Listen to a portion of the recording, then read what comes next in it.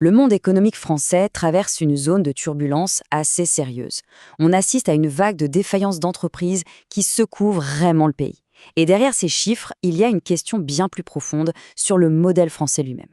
Allez, on plonge dedans pour essayer de comprendre ce qui se passe. 66 000, voilà le chiffre, c'est le nombre d'entreprises qui ont mis la clé sous la porte en France pour l'année 2024. C'est un chiffre choc qui marque un tournant et qui est assez inquiétant pour notre économie.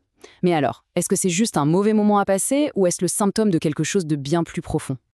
Et attention, ce n'est pas juste un pic ponctuel. Non, c'est une accélération assez spectaculaire. On se souvient, pendant la pandémie, les aides de l'État avaient maintenu beaucoup d'entreprises à flot, on avait atteint des niveaux de défaillance historiquement bas. Mais le retour à la réalité économique a été brutal. On est passé de 27 000 défaillances en 2021 à presque 66 000 en 2024. La tendance, elle, est très claire. Alors la question c'est, comment on en est arrivé là? Une analyse du cabinet EY parle d'une tempête parfaite. En fait, c'est un cocktail de plusieurs facteurs. D'abord, il y a le remboursement des fameux prêts garantis par l'État, les PGE, qui commencent à peser très lourd.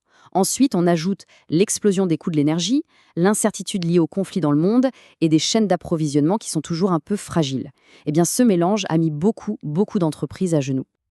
Ok, donc le contexte national est tendu. Mais concrètement, pour une entreprise qui sent que ça vacille, que peut-elle faire? Le droit français propose tout un arsenal de procédures. Pour simplifier, on peut imaginer ça comme une route qui arrive à un carrefour avec 3 directions possibles. Mais avant d'explorer ces trois voies, il y a un concept absolument clé à comprendre, la cessation de paiement. C'est un terme juridique, mais en gros, c'est le moment précis où une entreprise ne peut plus payer ses factures, ses dettes. C'est la ligne rouge. C'est le point de bascule. Une fois ce seuil franchi, les règles du jeu changent complètement. Voici donc ces trois fameuses voies. La première, la prévention. C'est l'idée d'agir avant que la situation ne devienne critique. La deuxième, le redressement. Là, on essaie de sauver les meubles une fois que la crise est là.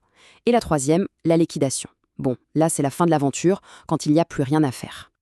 La voie de la prévention, c'est la plus discrète et souvent la plus efficace. Avec des outils comme le mandat ad hoc ou la conciliation, un dirigeant peut, en toute confidentialité, négocier avec ses créanciers. Il est aidé par un expert indépendant pour trouver des solutions, et tout ça avant même d'être officiellement en difficulté. C'est vraiment une démarche proactive.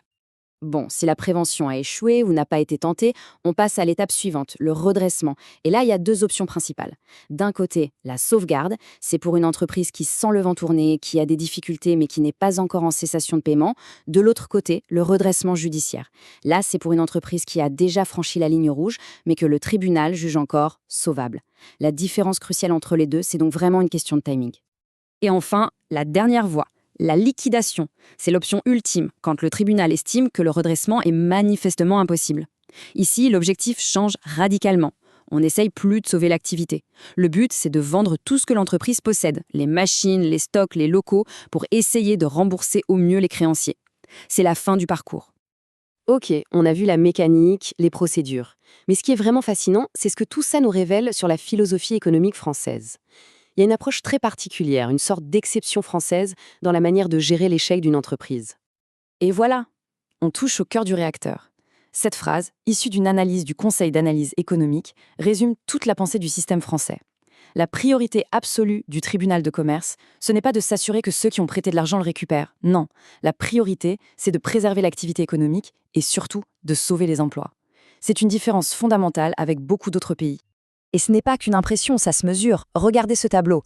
Une étude a noté la protection des droits des créanciers sur une échelle de 0 à 4.